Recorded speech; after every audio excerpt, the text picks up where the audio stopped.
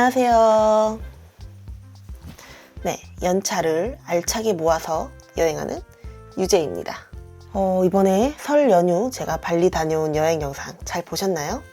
네, 저도 인도네시아 발리는 처음 가본 곳이었어요. 저는 뭐 태국이나 라오스, 베트남 이런 곳이랑 비슷할 거라고 생각했는데 생각보다 음식, 문화, 자연환경 이런 게 다 달라서 굉장히 재밌게 여행하고 왔습니다. 제가 늘 여행을 다녀오면 여행 경비를 정리해서 영상으로 만드는데요. 이번에 제가 사용한 총 비용 5박 6일로 다녀왔고요. 제가 사용한 1인 여행 경비는 156만 원 정도를 지출했습니다. 쇼핑은 제외한 금액이고요. 설날에 다녀온 여행이다 보니까 항공권 값이 좀 비쌌어요. 5박 6일 제가 알차게 놀고 온 여행 경비를 항목별로 구분해서 정리를 해봤고요. 발리 여행만의 특징이나 팁 같은 것도 틈틈이 이제 같이 얘기해 드릴 거니까 즐겁게 봐주셨으면 좋겠습니다. 영상이 도움이 되셨으면 좋아요랑 구독도 잊지 마세요. 그리고 제가 매번 얘기 드리지만 이 여행 경비 같은 경우에는 여행 성향이나 숙소 퀄리티 그리고 어떤 것에 중점을 두시는지에 따라서 천차만별인 점 감안을 해주시고요. 제 영상은 참고로만 봐주시면 감사하겠습니다. 그럼 시작해 볼게요.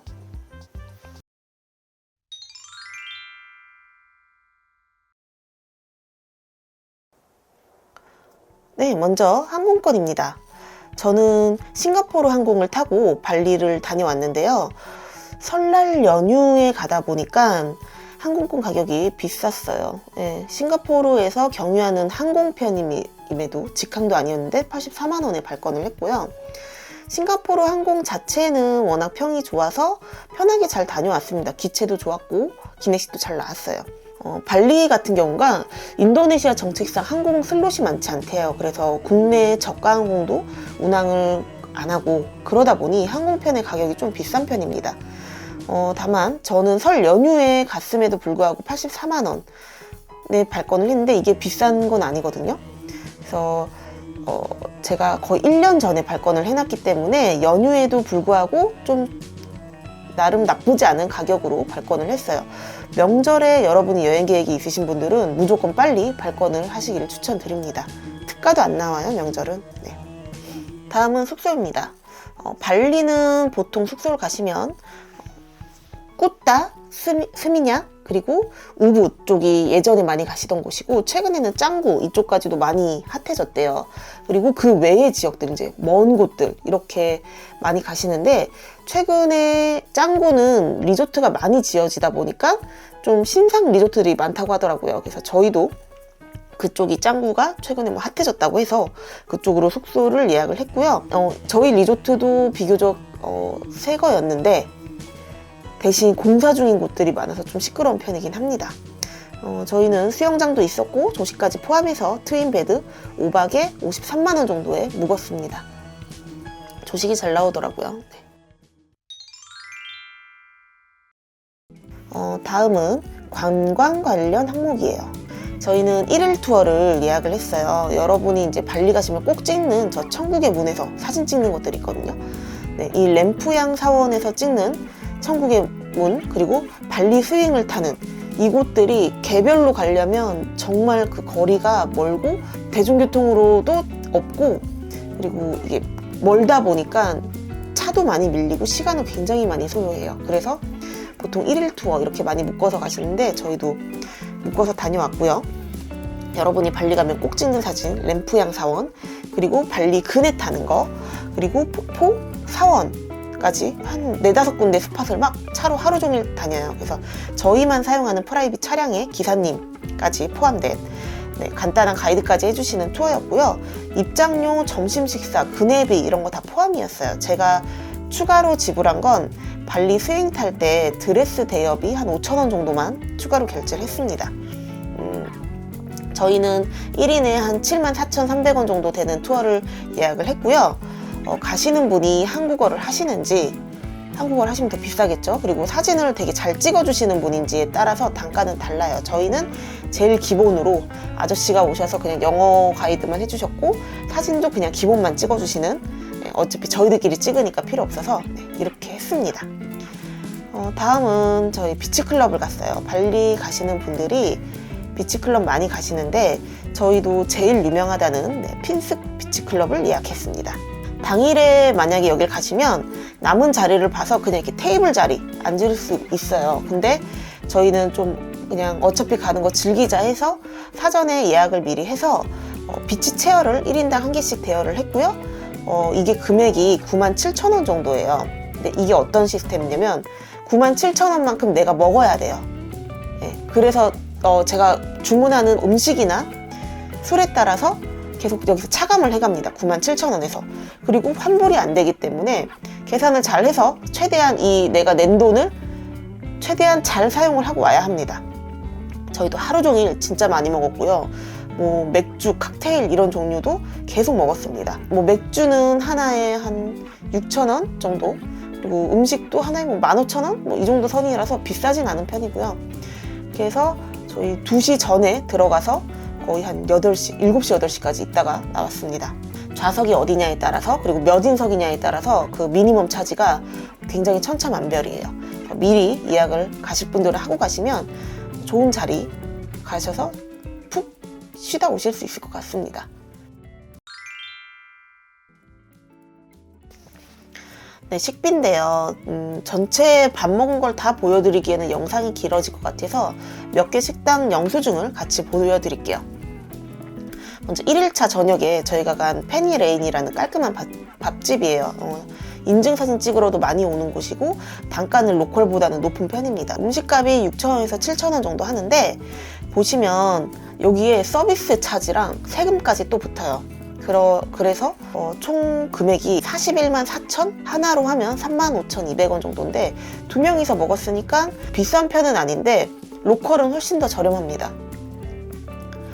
저희가 중간에 이렇게 길거리에서 파는 꼬치 사태집이 있어요. 그래서 여기서 이제 사태를 저녁을 간단하게 먹으려고 갔는데 사태 20개에 4만 루피아. 4만 루피아면 3,400원. 그리고 편의점 맥주 그냥 편의점에 샀더니 2병에 9만 루피아, 7,700원. 한 병에 한 4,000원 좀 안 하는 거죠.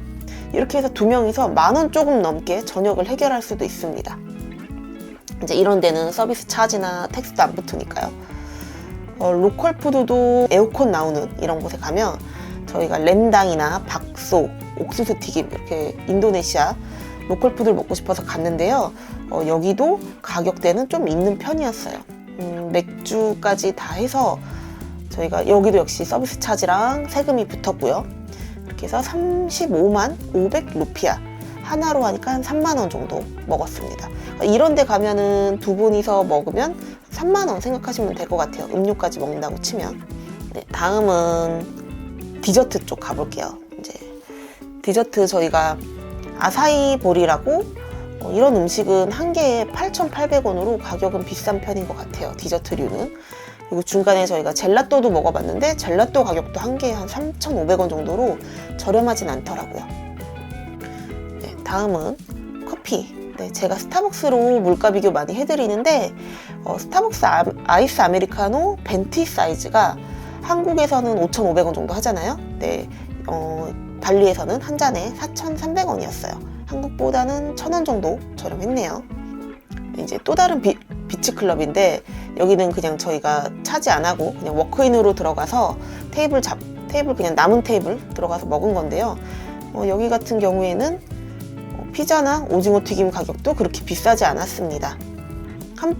피자 한 판에 11,000원 정도니까 가격은 괜찮았고, 그리고 여기도 대신 서비스 차지랑 세금이 붙습니다. 그래서 맥주를 이날 뭐 이렇게 많이 마셨냐. 그렇게 해서 2명이서 6만 6,200 루피아를 먹었네요. 하나로는 5만 1,000원 먹었습니다.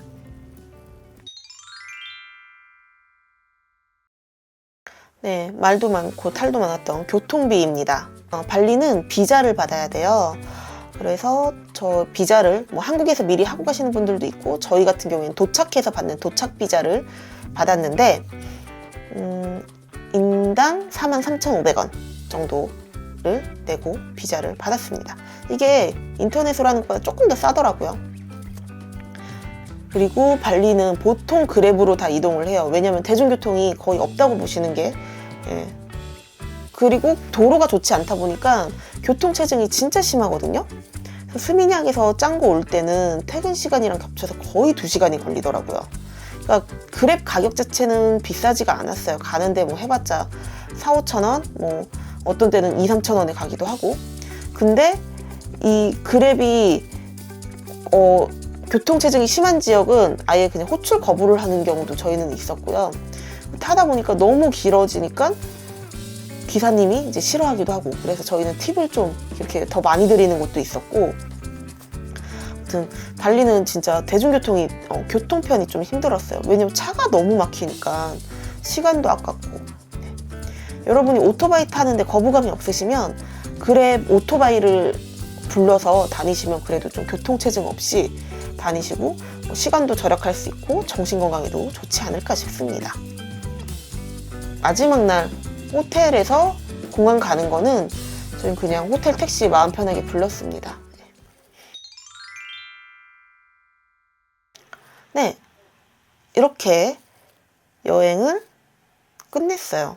그래서 저희가 5박 6일 발리 여행 총 경비를 해보면 2명이서 갔기 때문에 식비랑 뭐 숙박비 같은 거 좀 쉐어할 수가 있었죠. 그래서 식비는 이게 발리가 단위가 커요. 네. 283만 8천 루피아인데 이게 하나로는 거의 한 33만 3천 원. 그래서 1인으로는 5박 6일 동안 16만 6,945원 먹었습니다. 여기에는 그 핀스클럽은 포함이 아니에요. 그래서 한 끼에 10,000원 내외 정도 잡으시면 될 것 같아요. 10,000원에서 15,000원 사이. 교통비는 1인당 저희가 뭐 이동을 좀 하긴 했는데 1인당 한 57,000원 정도 사용을 했고요. 투어비는 비치클럽이랑 1일 투어 2개 해서 17만 1,500원 한국에서 미리 예약을 해놓고 결제까지 하고 간 겁니다. 숙박비는 53만 5,600원인데 이건 쉐어를 하니까 친구랑 26만 7,800원. 그리고 항공권은 84만 원. 네, 기타 뭐 유심카드 그리고 비자비 그리고 뭐 좀 뭐 팁 준다거나 이런 것까지 다 해서 6만 2,070원. 네, 이렇게 계산을 해보니까 제가 혼자 156만 5천 원 정도를 사용을 했더라고요. 쇼핑은 제외하고요. 현금을 대부분 카드가 다 되던데요. 현금을 가끔 받는 곳이 있어서 현금 저희도 좀 찾아갔고 찾은 금액이 한 200만 루피아 정도 찾아가서 썼습니다. 당시 환율은 100 루피아에 8.5원 정도였어요. 이렇게 발리 여행을 무사히 잘 마쳤고요. 발리는 저희가 이제 마지막 영상에도 얘기 드렸다시피 너무 크다 보니까 시간이 짧아서 아쉽더라고요. 그래서 다음에 가게 되면은 오히려 바닷가보다는 우붓 쪽으로 더 들어가서 거기서 리조트를 잡고 좀 느긋하게 있고 싶다라는 생각이 들었습니다. 네, 이번에 발리 여행 재밌게 했고요. 여러분은 일정 잘 세우시고 계획 잘 하셔서 발리 가실 일이 있으면 즐겁게 제 영상도 좀 참고해 보시고 그래서 즐거운 여행 하셨으면 좋겠습니다. 네, 이번에 경비 정리 영상 여기까지 하겠고요. 다음 여행으로 곧 돌아올게요. 네, 안녕히 계세요.